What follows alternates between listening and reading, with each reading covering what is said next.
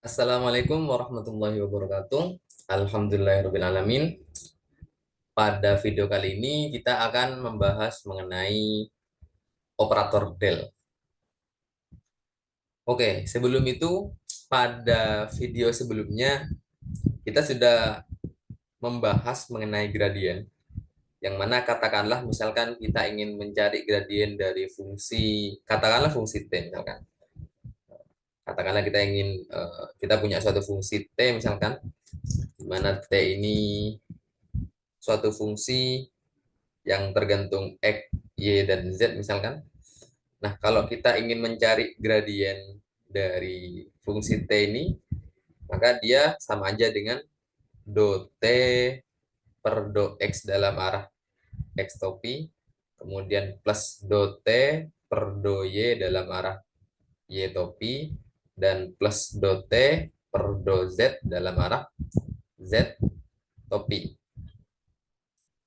Oke, atau kita bisa coba tuliskan gradien T ini sebagai dalam kurung X topi do per do X, kemudian ditambah Y topi do per do Y, kemudian kita tambah dengan Z topi do per do Z, lalu kita kalikan dengan lalu kita kenai dengan T.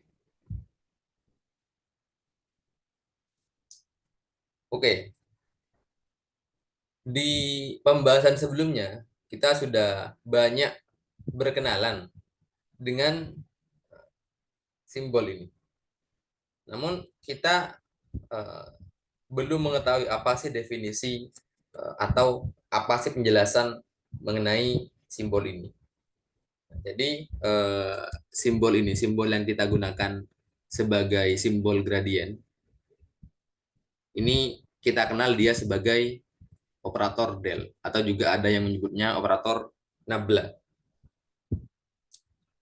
Nah, oke, di sini nilai dari operator del ini, nah ini tentu saja dia akan sama dengan ini. Nah,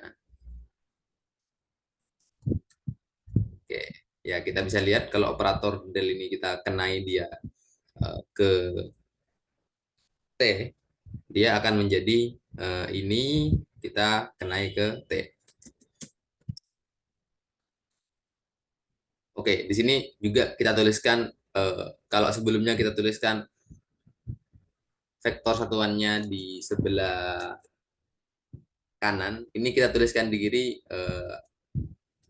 agar kita tidak rancu, kita tidak mengira bahwa kalau misalkan ini tak taruh di kiri misalkan, nah, kita nanti mengira ini turunan dari vektor satuan terhadap X, yang itu kan eh, nilainya bakal nol, sehingga kita tuliskan di kanan saja untuk menghindari kesalahpahaman itu. Oke, sekarang, nah, ada satu yang menjadi pertanyaan di sini. Kalau kemarin gradien dari T ini merupakan sebuah vektor, pertanyaannya operator del sendiri apakah dia merupakan sebuah vektor? Nah, oke, jawabannya tidak. Jadi operator del di sini dia bukan merupakan sebuah vektor. Ya, tentu dari mana kita bisa tahu itu, ya kita definisikan kembali vektor itu apa, bagaimana ciri-ciri vektor, dan itu sudah dibahas pada video-video sebelumnya. Dan tentu saja operator del ini dia bukan merupakan sebuah vektor. Nah, tapi pada saat operator del kita uh, kenai dia uh, ke sebuah fungsi, nah maka dia baru menjadi sebuah vektor. Oke, jadi kesimpulannya ini bukan vektor, namun ini dia, oke, katakanlah ini, dia baru merupakan sebuah vektor. Dan yang ingin kutekankan lagi di sini, nah, operasi ini dia bukan operator del dikali T. Nah, jadi yang perlu kutekankan lagi di sini, operator ini, sorry, Ini dia maknanya bukan operator del dikali T. Oke. Jadi ini oke ya, dia bukan operator del dikali T. Tapi operator del dikenai pada fungsi T. Oke. Jadi atau operator del bekerja pada fungsi T. Oke, mungkin tulis itu aja ya. Operator del bekerja pada fungsi T.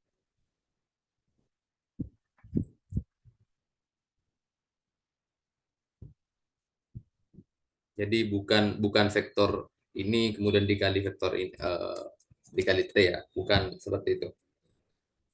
Nah, meskipun memang operator del ini, nah dia bukan vektor, namun dia memiliki beberapa kelakuan, boleh katakan. Dia memiliki beberapa sifat katakanlah yang mirip vektor,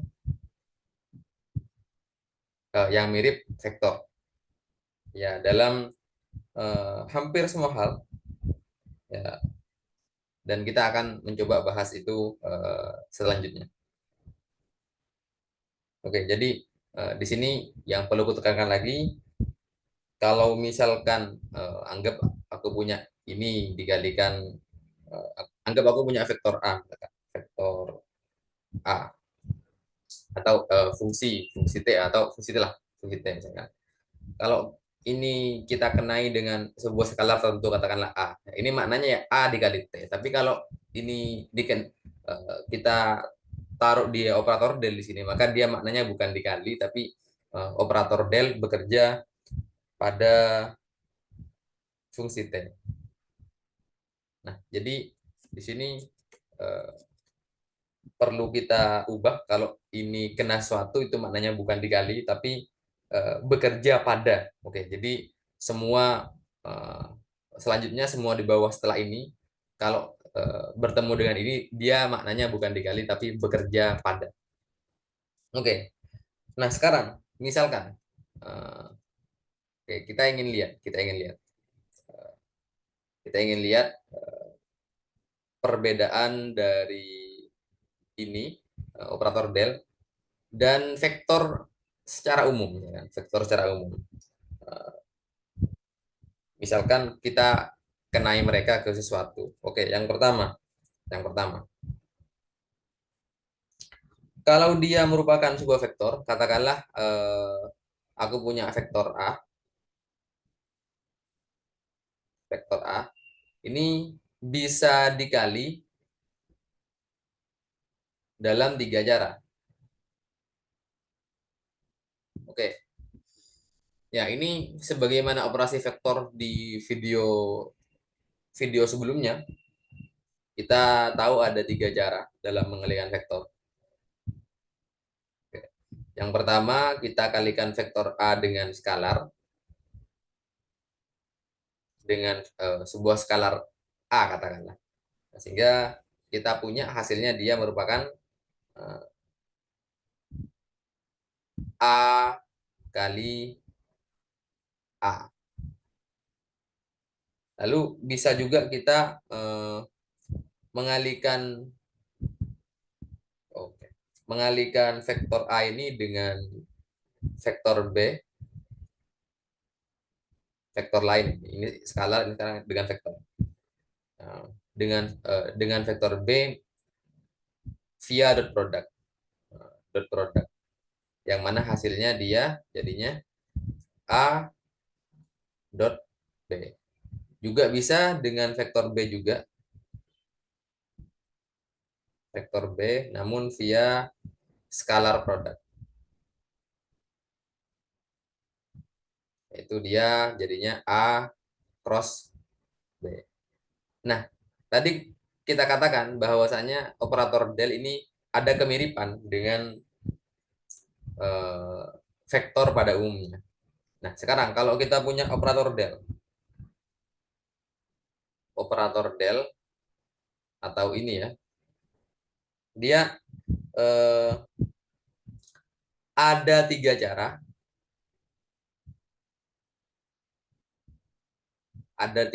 di mana operator del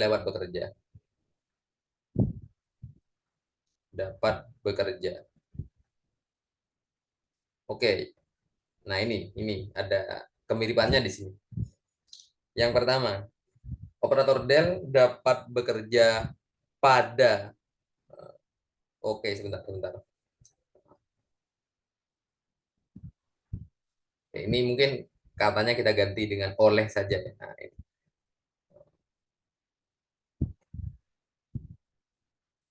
Jadi vektor A itu bisa dikali dalam tiga cara. Yang pertama vektor A dikali oleh skalar A jadinya ini, kemudian dikali oleh vektor B jadinya ini, dikali oleh vektor B jadinya ini. Nah, sekarang operator del dia dapat bekerja dalam eh, tiga cara. Yang pertama, pada fungsi skalar. Oke, katakanlah kita ambil T misalnya. Sama kayak tadi. Kita dapat hasilnya dia sebagai gradien T, dan pada fungsi vektor, katakanlah fungsi vektor V misalkan, via dot product, dan kita akan mendapatkan divergensi. Oke, jadi kalau operator del ini eh, bekerja via dot product pada vektor V, maka ini akan menjadi divergensi dari V. Yang ketiga, operator del, dia bisa bekerja pada fungsi vektor V, nah tapi via scalar product. Oh maaf, via cross product. Oh maaf, ini salah tulis. Via cross product ya. Oke, via cross product.